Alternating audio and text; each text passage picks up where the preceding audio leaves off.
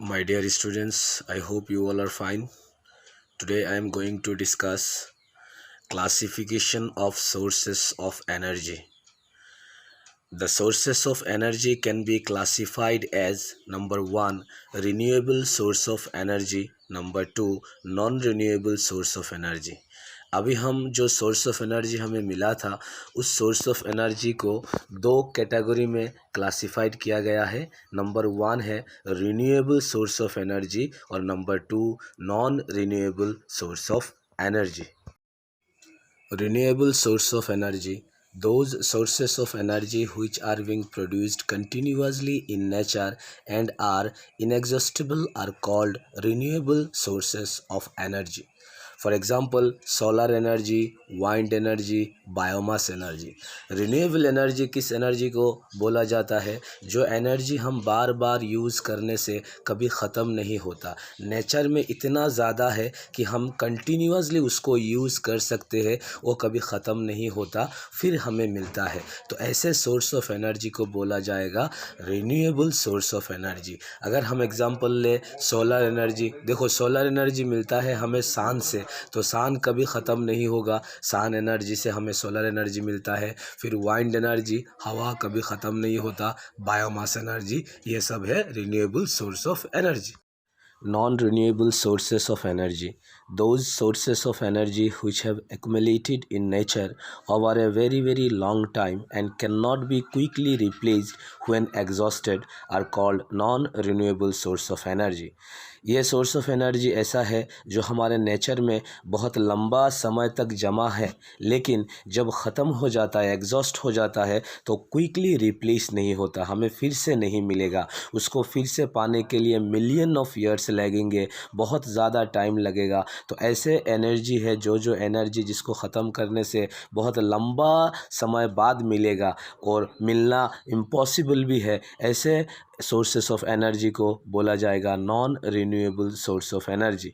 For example all fossil fuels, देखो कोयल, petroleum, natural gas, ये सब हमें ज़मीन के नीचे से मिलता है और ये सब फॉसिल फ्यूल है जो बहुत ज़्यादा लंबा वक्त तक हमारे ज़मीन के नीचे नहीं रहेगा, तो वो सब non renewable sources of energy है। Now advantages of renewable source of energy. Renewable source of energy जो उसका एडवांटेज क्या है, उसका सुविधा क्या है हम जो यूज़ करते हैं। So number 1, these sources will last as long as the earth receives light from the sun. ये सोर्स ऑफ एनर्जी तब तक हमारे ज़मीन पे रहेगा जब तक हमारा अर्थ सन से एनर्जी लेता रहेगा, जब तक हमारा यह दुनिया है तब तक हमें ये एनर्जी मिलता रहेगा, वो ख़त्म नहीं होगा, बार बार हम उसको यूज़ कर सकते हैं। तो ये हमारा नंबर 1 एडवांटेज है। Number 2, these sources are freely available in nature. देखो ये सोर्स ऑफ एनर्जी हमें मिलने के लिए, ये इस जो रिन्यूएबल सोर्सेस ऑफ एनर्जी है वहाँ से हमें एनर्जी मिलने के लिए हमें कोई पे करने की ज़रूरत नहीं पड़ता, कोई हमें मतलब उसका बिल देने की, जैसे हम घर में इलेक्ट्रिसिटी यूज़ करते हैं तो उसको बिल पे करते हैं, लेकिन अगर हम सोलर एनर्जी से यूज़ करके अगर हम बल्ब जलाएंगे, फ़ैन चलाएंगे, तो उसके लिए हमें कोई बिल देने की ज़रूरत नहीं पड़ेगा। तो ये renewable source of energy nature में टोटली फ्री मिलता है और नेचर में अवेलेबल भी है। Number 3, these sources do not cause any pollution.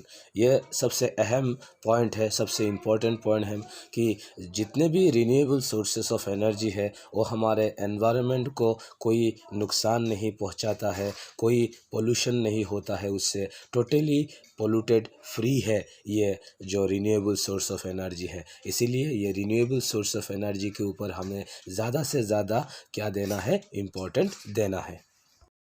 Now disadvantage of non renewable source of energy. जो source of energy non renewable है, जिसको यूज़ करने से ख़त्म हो जाता है, हमें फिर दोबारा मिलने के लिए मिलियन ऑफ ईयर्स हमें वेटिंग करना पड़ेगा। तो ये सोर्स ऑफ एनर्जी का डिसएडवांटेज क्या है, असुविधा क्या है? Number 1, these sources are limited in nature, once exhausted they will not be available to us again. ये क्या है कि ये नेचर में लिमिटेड है, जितना है वही यही है, ना उससे बढ़ेगा ना उससे अभी कमेगा। यूज़ करेंगे तो कम हो जाएगा लेकिन बढ़ेगा नहीं। तो यहाँ में है this sources are limited in nature, once exhausted, ख़त्म होने से they will not be available to us again, फिर भी हमें अवेलेबल नहीं होगा। क्यों नहीं होगा? क्योंकि अगर मिलियन ऑफ ईयर्स के बाद हमें मिलेगा तो इसमें से तो बहुत ज़्यादा जनरेशन चला जाएगा या दुनिया भी ख़त्म हो जा सकता है। तो इसीलिए ये non renewable source of energy का डिसएडवांटेज है।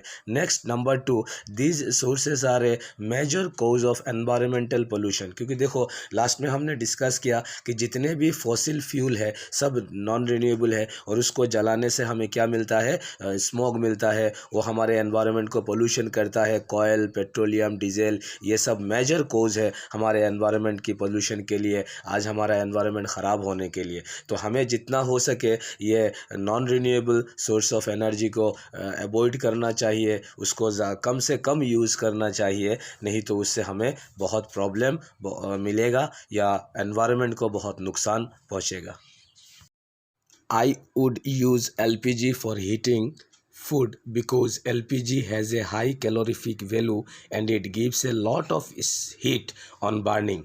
LPG does not leave behind any ash after burning.